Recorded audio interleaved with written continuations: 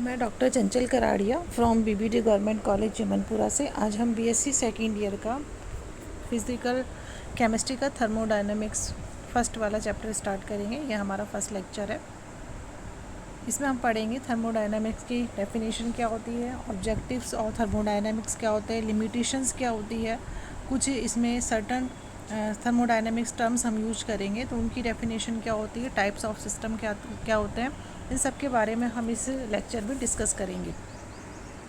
सबसे पहले थर्मोडायनेमिक्स, यानी कि थर्मोडायनेमिक्स मतलब इसमें थर्मो का जो मीनिंग होता है वो होता है हीट, और डायनामिक का मतलब होता है मैकेनिकल वर्क या मोशन या गति जिसको बोलते हैं। इसका मतलब क्या हुआ कि थर्मोडायनामिक्स केमिस्ट्री की, फिज़िकल केमिस्ट्री की ऐसी ब्रांच है जो कि हीट के कन्वर्जन किसमें, मैकेनिकल वर्क में या वाइस वर्जा, इसके बारे में हम डिस्कस करते हैं। यानी कि it is thermodynamics is a branch of physical chemistry in which we deal with the quantitative relationship between the heat and other forms of the energy.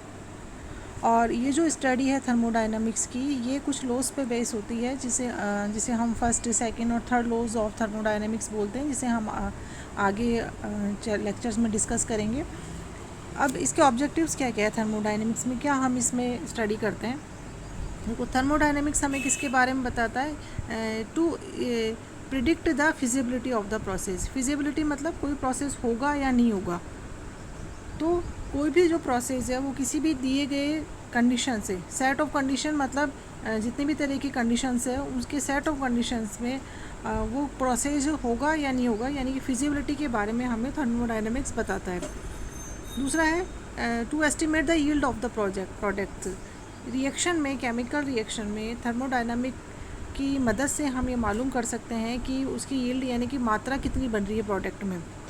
किसी भी प्रोसेस या रिएक्शन में प्रोडक्ट की कितनी मात्रा बन रही है, इसके बारे में हम थर्मोडायनामिक्स से बता सकते हैं। यानी कि किसी भी रिएक्शन का इक्विलिब्रियम पे हम एक्सटेंट मतलब मात्रा को बता सकते हैं। तीसरा है to predict some important relationship in physical chemistry, मतलब कि it has been possible to deduce some important useful results. मतलब इसके बारे थर्मोडायनेमिक की मदद से हम राउल्स लॉ, या जिससे पहले हमने कॉलिगेटिव प्रॉपर्टीज़ पढ़ी थी, उसमें हमने पढ़ा था Raoult's law, lowering of vapour pressure, expression for depression in freezing point, elevation in boiling point, distribution law और फेज रूल, इस सब के बारे में हम थर्मोडायनेमिक की मदद से इन सबको हम डिस्क्राइब कर सकते हैं। फिर इसके बाद ये तो हो गए इसके ऑब्जेक्टिव्स, पर इसके कुछ लिमिटेशंस भी है थर्मोडायनेमिक्स के। अब क्या लिमिटेशंस है, देखो, it deals with the properties. ये कैसी प्रॉपर्टीज़ के बारे में हमें डिस्कस करता है, टेम्परेचर हुआ, प्रेशर हुआ, मतलब मैक्रोस्कोपिक क्वांटिटीज़ के बारे में। लेकिन ये माइक्रोस्कोपिक क्वांटिटीज़ के बारे में हमें कुछ भी नहीं बताता है। मतलब ये लार्ज ग्रुप ऑफ एटम्स या मॉलिक्यूल्स या आयंस के बारे में हम आयंस को लेकर डिस्कस करते हैं, लेकिन इंडिविजुअल एटम या आयन या मॉलिक्यूल के बारे में ये डिस्कस नहीं करता है। दूसरा है it helps to predict the feasibility. जैसे अभी मैंने बताया कि थर्मोडायनेमिक की मदद से हम फिजिबिलिटी यानी कि किसी प्रोसेस के होने और नहीं होने के बारे में हम बता सकते हैं, लेकिन ये प्रोसेस कंप्लीट होने में कितना समय लेगा इसके बारे में जो थर्मोडायनेमिक्स है वो कुछ नहीं हमें बताता है। दूसरा, इसका प्रोसेस क्या होगी, रेट क्या होगी, मतलब ना तो टाइम के बारे में बता रहा है, ना ये बता रहा है कि इस प्रोसेस को होने की रेट क्या होगी, यानी कि रिएक्शन जो केमिकल रिएक्शन हो रही है उसकी रेट क्या होगी। तीसरा है it concerns itself only with the individual and final state. ये जो हमें बता रहा है थर्मोडायनेमिक्स में, जब हम बात करते हैं तो मैं आगे आपको बताऊंगी कि इनिशियल और फाइनल स्टेट क्या होती है। तो इनिशियल और फाइनल स्टेट के बारे में बात करता है, लेकिन ये उस प्रोसेस के, उस रिएक्शन को होने का पाथ क्या है, यानी कि उसका मैकेनिज्म क्या है, इसके बारे में हमें थर्मोडायनेमिक्स से कुछ भी नहीं बताता है। तो ये तीन इसकी लिमिटेशंस है। अब कुछ ऐसे थर्मोडायनेमिक्स टर्म्स ऐसी हैं जिसको इस थर्मोडायनेमिक्स के चैप्टर को पढ़ने से पहले उसके बारे में हमें जानना ज़रूरी है। सबसे पहले जो हम एक शब्द यहाँ पे काम में लेंगे, सिस्टम और सराउंडिंग। तो ये सिस्टम से हमारा मतलब क्या है, देखो, यूनिवर्स में, कंप्लीट ब्रह्मांड में जो भी उसका पार्ट हम स्टडी के लिए काम में ले रहे हैं या जिस पर स्टडी कर रहे हैं उसे हम बोलते हैं सिस्टम। और सिस्टम को छोड़ के बाकी जो रेस्ट पार्ट है यूनिवर्स का उसको बोलते हैं हम सराउंडिंग। यानी कि हम यहाँ पे सिस्टम और सराउंडिंग की बात करेंगे। सिस्टम जिस पे हम वर्क कर रहे हैं, जिसकी स्टडी कर रहे हैं, और उसके बाद जो बचा हुआ पार्ट है वो है सराउंडिंग। अब जो सिस्टम है उसे हम 3 भागों में हमने बांट रखा है। 3 प्रकार के हो सकते हैं सिस्टम। पहला है ओपन सिस्टम। ऐसा सिस्टम ओपन सिस्टम कहलाता है जो कि अपनी सराउंडिंग से एक्सचेंज कर सके, क्या मैटर भी एक्सचेंज कर सके, यानी कि पदार्थ की मात्रा को एक्सचेंज कर सके, और दूसरा हीट एनर्जी को भी अपने एक्सचेंज कर सके, किससे, सराउंडिंग से। जैसे मान लो हमने खुले बर्तन पे पानी को बॉईल किया, तो पानी को जब हम खुले बर्तन में बॉईल करते हैं तो हीट का सराउंडिंग से आदान प्रदान हो रहा है। दूसरा क्या है कि जो पानी जब हम बॉईल कर रहे हैं तो उससे जो वाटर वेपर है वो निकल के बाहर जा रही है सराउंडिंग में, तो यानी कि जो मैटर है उसका भी एक्सचेंज हो रहा है। तो ये एक बहुत ही अच्छा एग्जांपल है किसका, ओपन सिस्टम का। जैसे हमने यहाँ पे डायग्राम भी बना के बता रखा है आपको। दूसरा है क्लोज सिस्टम। क्लोज सिस्टम, जैसे मान लो इसी पानी के बर्तन को हमने ढक के गर्म किया, तो ढक के गर्म करने से क्या होगा कि हीट का एक्सचेंज तो हो जाएगा सराउंडिंग से, लेकिन चूंकि हमने उस बर्तन को ढका हुआ है तो मैटर, जो वाटर वेपर है वो बाहर नहीं जा पाएगी, यानी कि मैटर एक्सचेंज नहीं हुआ है। तो ऐसा सिस्टम जिसमें कि जो खाली हीट को एक्सचेंज कर सकता है लेकिन मैटर को एक्सचेंज नहीं कर सकता, उसको हम बोलते हैं क्लोज्ड सिस्टम। तीसरे प्रकार का होता है आइसोलेटेड। आइसोलेटेड मतलब जैसे नाम से हमको पता लग रहा है, आइसोलेटेड मतलब बिल्कुल ही पृथक। तो ऐसा सिस्टम जो कि ना तो हीट को एक्सचेंज कर सकता है और ना ही मैटर को एक्सचेंज कर सकता है, तो ऐसे सिस्टम को बोलते हैं आइसोलेटेड सिस्टम। जैसे हम कोई भी इंसुलेटेड फ्लास्क लेते हैं, जैसे हमने थर्मस फ्लास्क ले लिया, तो हम उसमें देखते हैं कि कोई भी चीज़ यदि हमने बहुत गर्म डाल दिया, बहुत ठंडी डाल दी, तो काफ़ी टाइम तक उसका टेम्परेचर जो होता है वो उसी कांस्टेंट ही बना रहता है। वो किस लिए होता है कि वो जो थर्मोस्टेट होता है ना तो हीट को बाहर निकलने दे रहा है, ना बाहर वाली हीट को अंदर ले रहा है, और ना ही मैटर का एक्सचेंज कर रहा है। तो इंसुलेटेड जो फ्लास्क होता है वो आइसोलेटेड सिस्टम का एग्जाम्पल है। अब होमोजेनस सिस्टम की होमोजेनिसिटी के हिसाब से यदि हम देखें तो सिस्टम 2 टाइप के होते हैं। एक तो होता है होमोजेनस सिस्टम, ऐसा सिस्टम जो कि यूनिफॉर्म होता है थ्रू आउट, मतलब हर एक सिस्टम के हर एक पॉइंट पे क्या होता है कि जो सिस्टम है उसका केमिकल कंपोजिशन सेम होता है, मतलब उस सिस्टम में एक ही फेज़ होती है, यानी कि यूनिफॉर्म होता है हर एक जगह पर, उसमें एक ही फेज़ होगी। जैसे कि मान लो कोई हमने ऐसा सॉलिड लिया है जो लिक्विड में कम्प्लीटली मिसिबल हो जाता है, जैसे हमने मान लो कि नमक पानी में घोला या शक्कर पानी में घोली, तो वो जो हमारे पास सॉल्यूशन बनेगा वो एक होमोजेनस सॉल्यूशन बनेगा, उसके किसी भी पार्ट में जो सिस्टम का केमिकल कंपोजिशन है वो सेम होता है। तो ऐसे सिस्टम को हम बोलेंगे होमोजेनस सिस्टम। दूसरा होता है हिट्रोजेनस सिस्टम। देखो हिट्रोजेनस सिस्टम में क्या होता है कि ऐसा सिस्टम जिसमें कि वही कि किसी भी सभी पार्ट्स में सिस्टम का जो केमिकल कंपोजिशन होता है वो सेम नहीं होता। ऐसे सिस्टम में क्या होता है कि नंबर ऑफ जो फेजेस होती है वो 2 या 2 से ज़्यादा होती है, तो हर एक फेज़ का अपना एक केमिकल कंपोजिशन होता है। जैसे हम मान लो हमने 2 या 2 से अधिक हमने सॉलिड को मिक्स किया, तो हर एक सॉलिड का अपना एक केमिकल कंपोजिशन होगा संपूर्ण सिस्टम में। या फिर 2 या 2 से अधिक हमने इमिसिबल लिक्विड्स मिला दिए, जैसे क्लोरोफॉर्म वाटर को मिला दिया, तो 2 लेयर बन जाएगी, तो उन दोनों लेयर्स में केमिकल कंपोजिशन डिफरेंट होगा। या फिर लिक्विड और वेपर को हमने मिला दिया तो भी हमारे पास नंबर ऑफ फेजेस 2 होएगी। तो ये जो हमारे सिस्टम है उसको हम बोलेंगे heterogeneous system. Macroscopic system. Macroscopic system मतलब ऐसा सिस्टम जो कि लार्ज अमाउंट ऑफ सब्सटेंस रखता हो। मैक्रो मतलब ज़्यादा, तो लार्ज अमाउंट ऑफ सब्सटेंस रखता हो, या फिर दूसरे शब्दों में हम ये कहें कि macroscopic system is one in which there are a large number of particles. Substance मतलब लार्ज नंबर ऑफ पार्टिकल्स। अब पार्टिकल्स क्या क्या हो सकते हैं, एटम्स होते हैं, आयन हो सकते हैं और मॉलिक्यूल्स हो सकते हैं। मैक्रोस्कोपिक प्रॉपर्टीज़ ऐसी प्रॉपर्टीज़ जो कि ये जो हमने लार्ज नंबर ऑफ सब्सटेंस लिया है जिसमें लार्ज नंबर ऑफ पार्टिकल्स है, तो इन सब की जो कलेक्टिव बिहेवियर होगा, इन सारे पार्टिकल्स का जो कलेक्टिव बिहेवियर होगा उसको हम बोलेंगे मैक्रोस्कोपिक सिस्टम प्रॉपर्टीज़। यानी कि इस मैक्रोस्कोपिक सिस्टम की जो प्रॉपर्टी होगी वो इन सारे पार्टिकल्स का जो कलेक्टिव बिहेवियर होगा उसको हम मैक्रोस्कोपिक प्रॉपर्टीज़ बोलते हैं। जैसे प्रेशर हुआ, वॉल्यूम हुआ, टेम्परेचर हुआ। जैसे मान लो हमने टेम्परेचर लिया 100 ml पानी का हमने टेम्परेचर लिया, तो टेम्परेचर जो हमने लिया वो पूरे 100 ml पानी का है, मान लो 25 डिग्री सेंटीग्रेड। ऐसा तो नहीं है कि ये एक पार्टिकल का टेम्परेचर है 25 डिग्री सेंटीग्रेड, नहीं, ये जो हमने 100 ml में जितने उसके नंबर ऑफ पार्टिकल्स हैं उन सब का कलेक्टिव टेम्परेचर है, ये जो टेम्परेचर हमने लिया है जितना भी। तो ये क्या है, मैक्रोस्कोपिक प्रॉपर्टी है।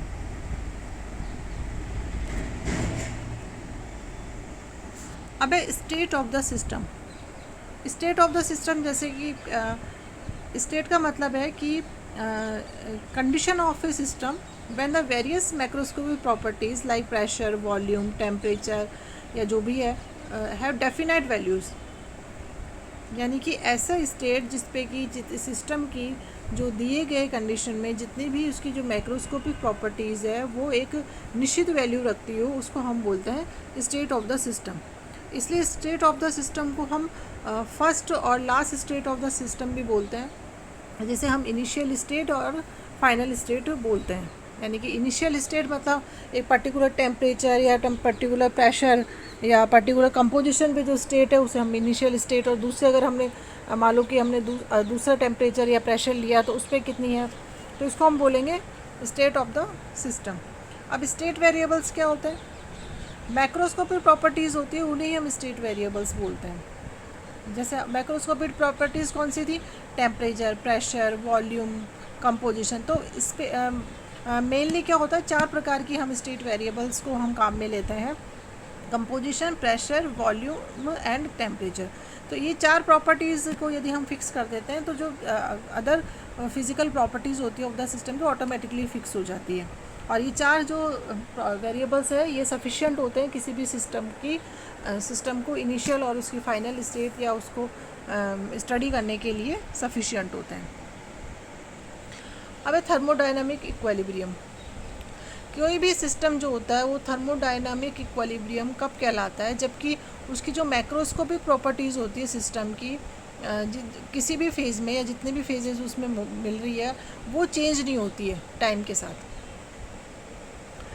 थर्मोडायनामिक मैक्रोस्कोपिक प्रॉपर्टीज़ कौन सी, वो जो मैं आपने बताया टेम्परेचर हुआ, प्रेशर हुआ, कंपोजिशन हुआ। तो ये सब चीज़ जो वेरिएबल्स है ये चेंज नहीं होते हैं विद टाइम के साथ, चाहे उसमें कितनी भी फेजेस हमें मिल रही हो या जितनी भी फेजेस मिल रही हो उन सब में जो ये मैक्रोस्कोपिक वेरिएबल्स प्रॉपर्टीज़ होती है चेंज नहीं होती टाइम के साथ। तो तब हम बोलते हैं कि ये सिस्टम क्या है, थर्मोडायनामिक इक्विलिब्रियम में। अब थर्मोडायनामिक इक्विलिब्रियम भी 3 प्रकार का हो सकता है। पहला है थर्मल इक्विलिब्रियम। थर्मल इक्विलिब्रियम जिसमें कि ऐसा इक्विलिब्रियम जहाँ पे कि हीट का फ्लो नहीं होता है, सिस्टम के एक पोर्शन से दूसरे पोर्शन में हीट का फ्लो नहीं होता है। और ये कब पॉसिबल है, जबकि उस सिस्टम का टेम्परेचर कांस्टेंट रहे। तो उसे हम यानी कि एट कांस्टेंट टेम्परेचर पे जो प्रोसेस हो रहा है इसका मतलब वो थर्मल इक्विलिब्रियम में है, क्योंकि वहाँ पे कोई हीट का फ्लो नहीं होगा। दूसरा है मैकेनिकल इक्विलिब्रियम, मतलब कोई काम नहीं हो रहा वहाँ पे, किसी सिस्टम के किसी भी पार्ट द्वारा किसी दूसरे पार्ट पर कोई वर्क नहीं हो रहा है, तो हम बोलेंगे कि ये सिस्टम मैकेनिकल इक्विलिब्रियम में है। दूसरा मतलब कोई भी मैक्रोस्कोपिक मूवमेंट वहाँ पे नहीं हो रहा है मैटर का, और सिस्टम के अंदर या सिस्टम के द्वारा सिस्टम सराउंडिंग और सिस्टम के बीच में कोई भी मैटर का मूवमेंट नहीं हो रहा है। और ये तभी पॉसिबल है जबकि सिस्टम का प्रेशर कांस्टेंट रहता है, यानी कि एट कांस्टेंट प्रेशर पे जो इक्विलिब्रियम होगा उसको हम बोलेंगे मैकेनिकल इक्विलिब्रियम। तीसरा है केमिकल इक्विलिब्रियम। ऐसा इक्विलिब्रियम जहाँ पे कि कंपोजिशन चेंज नहीं हो रहा है, यानी कि सिस्टम के किसी भी पार्ट पे समय के साथ उसका कंपोजिशन चेंज नहीं हो, इसका मतलब वो सिस्टम क्या है, केमिकल इक्विलिब्रियम में। अब है एक्सटेंसिव एंड इंटेंसिव प्रॉपर्टीज़, ये भी हम आगे जैसे बहुत डिस्कस करेंगे। तो क्या होती है एक्सटेंसिव और इंटेंसिव प्रॉपर्टीज़, क्या होती है? देखो एक्सटेंसिव प्रॉपर्टीज़ वो होती है जबकि ऐसी प्रॉपर्टीज़ जो कि quantity of the matter, system में जो मैटर है उसकी क्वांटिटी पे डिपेंड करती है, जैसे कि मास हुआ, वॉल्यूम हुआ, एनर्जी हुई, हीट हुई, हीट कैपेसिटी। तो ये क्या है, और जो सिस्टम की टोटल एक्सटेंसिव प्रॉपर्टी होगी उस सिस्टम में जितने भी सेपरेट पार्ट्स हम अपनी कन्वीनियंस के अकॉर्डिंग कर सकते हैं, उन सब के सेपरेट पार्ट के कलेक्टिव या योग के बराबर उस संपूर्ण सिस्टम की एक्सटेंसिव प्रॉपर्टी होगी। दूसरा है इंटेंसिव प्रॉपर्टीज़, इसका वाइस वर्सा हो जाएगी एक्सटेंसिव प्रॉपर्टीज़ का। ऐसे प्रॉपर्टीज़ जो कि नेचर ऑफ द सब्सटेंस पे डिपेंड करती हो, ना कि उसकी क्वांटिटी पे डिपेंड करती हो। सिस्टम में जो सब्सटेंस है उसके नेचर पे डिपेंड करे, ना कि क्वांटिटी पे। इसका जो कॉमन एग्जांपल है जैसे टेम्परेचर। अभी मैंने आपको पहले बताया था कि 100 ml, सपोज़ करो हमने पानी लिया, हमने 100 ml लिया, एक 200 ml लिया, दोनों को यदि हम गर्म कर दें 60 डिग्री तक, तो दोनों का टेम्परेचर सेम रहेगा। तो उसकी नेचर ऑफ सब्सटेंस पे डिपेंड कर रहा है। दोनों ही जैसे दोनों ही अगर आप बॉईल करें तो 100 डिग्री टेम्परेचर पे बॉईल होंगे, यानी कि बॉइलिंग पॉइंट दोनों का सेम ही रहेगा, चाहे 100 ml वाटर लो, चाहे 500 ml वाटर लो। तो ये उसकी क्वांटिटी पे डिपेंड नहीं कर रहा है, नेचर ऑफ सब्सटेंस पे डिपेंड कर रहे हैं। तो टेम्परेचर, प्रेशर, रिफ्रैक्टिव इंडेक्स हुआ, विस्कोसिटी हुआ, डेंसिटी, सरफेस टेंशन, ये सब क्या है, इंटेंसिव प्रॉपर्टीज़ है।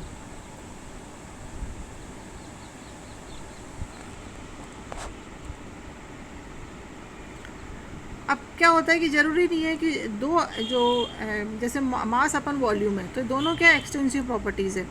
तो इन दोनों का जो रेशो आएगा वो क्या होगा कि इंटेंसिव प्रॉपर्टीज़ भी हो सकता है। मास अपन वॉल्यूम का क्या होता है, डेंसिटी होता है। तो डेंसिटी क्या है, एक इंटेंसिव प्रॉपर्टी है, जबकि मास और वॉल्यूम क्या है, दोनों एक्सटेंसिव प्रॉपर्टीज़ है। इसी प्रकार जो हीट कैपेसिटी जो है वो एक्सटेंसिव प्रॉपर्टी है, लेकिन स्पेसिफिक हीट जो है वो एक इंटेंसिव प्रॉपर्टी है। अब है थर्मोडायनेमिक प्रोसेस, आइसोथर्मल प्रोसेस। जब यदि कोई भी प्रोसेस जो होता है वो ऐसे हो कि उसकी टेम्परेचर कांस्टेंट रहे थ्रू आउट द प्रोसेस, तो इसको हम बोलेंगे isothermal process. When such a process अगर मैंने पहले ही बताया आपको कि हीट फ्लो कब नहीं होता, जब टेम्परेचर कांस्टेंट रहता है। यदि टेम्परेचर कांस्टेंट है तो हीट फ्लो होएगा ही नहीं सिस्टम और सराउंडिंग के बीच में। तो ऐसा सिस्टम जो कि कांस्टेंट टेम्परेचर पर होता है उसे हम बोलेंगे आइसोथर्मल प्रोसेस। एडियाबेटिक प्रोसेस, जब ऐसा प्रोसेस जिसमें कि मैटर एक्सचेंज नहीं हो रहा हो, मैटर फ्लो नहीं हो रहा सिस्टम और सराउंडिंग के बीच में, तो ये तभी पॉसिबल है। ये मतलब इट इज़ कम्प्लीटली आइसोलेटेड है और it is called adiabatic process. तीसरा आइसोकोरिक प्रोसेस, ऐसा प्रोसेस जहाँ पे क्या होता है, volume of the system constant होता है। और आइसोबैरिक प्रोसेस, ऐसा प्रोसेस जिसके होते वक्त सिस्टम का जो प्रेशर होता है वो कांस्टेंट होता है। तो अब हम पढ़ेंगे रिवर्सिबल प्रोसेस। ऐसा प्रोसेस जो which is carried out infinitesimally slowly, जो बहुत धीमी गति से होता है, ताकि जो जितने भी चेंजेस होते हैं in occurring in the direct process can be exactly reverse, वो रिवर्स भी किए जा सकते हैं, इतना स्लो इसमें सारे स्टेप्स होते हैं। और system remains almost in state of equilibrium at all time, और हमेशा जो सिस्टम होता है वो एक सामने रहता है उसमें। यदि हम दूसरे शब्दों में बोले तो रिवर्सिबल प्रोसेस में be defined as a process which is conducted in such a manner that at every stage driving force, जो हमने ड्राइविंग फोर्स उस सिस्टम में लगा रखा है, वो यदि हम थोड़ा सा ज़्यादा कर दें, किससे, अपोजिंग फोर्स से, and which can be reverse by increasing the opposing force by A infinite, मतलब बहुत कम अमाउंट में उसको हम अपोजिट डायरेक्शन में कर सकें, तो उसको हम बोलेंगे रिवर्सिबल प्रोसेस। इरिवर्सिबल प्रोसेस, उसका डायरेक्ट मतलब उसका उल्टा, ऐसा प्रोसेस जो कि एक तो कभी भी पूरा नहीं होता है, रिवर्सिबल प्रोसेस होता है वो कभी पूरा नहीं होता है। और irreversible process which does not meet the above requirement, मतलब ये सारी रिक्वायरमेंट जो हमें रिवर्सिबल प्रोसेस में चाहिए वो इरिवर्सिबल प्रोसेस में हमें नहीं चाहिए। दूसरे शब्दों में यदि बोले तो ऐसा process which is not carried out infinitesimally slowly, मतलब रैपिडली होता है ये, ताकि जितने भी जो successive steps of the process में हो रहे हैं उनको हम रिवर्स नहीं कर सकते। And any change in the external condition disturb the equilibrium, और यदि हम उसके एक्सटर्नल कंडीशन को चेंज कर दें तो हम इक्विलिब्रियम को भी डिस्टर्ब कर देंगे। अब it is interesting to note that all naturally occurring process होते हैं ना, जैसे कि पानी का ऊपर से नीचे बहना या हीट का हॉट से कोल्ड एंड की तरफ बहना, तो ये सब क्या होता है, सभी थर्मोडायनेमिकली इरिवर्सिबल होते हैं, इनको हम रिवर्स नहीं कर सकते हैं। तो ये तो हमने इस चैप्टर में पढ़ा, बेसिक चीज़ हमने पढ़ी कि थर्मोडायनेमिक्स क्या होती है, मीनिंग क्या होता है उसका, थर्मोडायनेमिक्स के जो टर्म लिमिटेशंस क्या होती है, उसके ऑब्जेक्टिव्स क्या है, उसके थर्मोडायनेमिक्स टर्म्स जो हम काम में लेंगे इसमें उनकी डेफिनेशंस क्या है।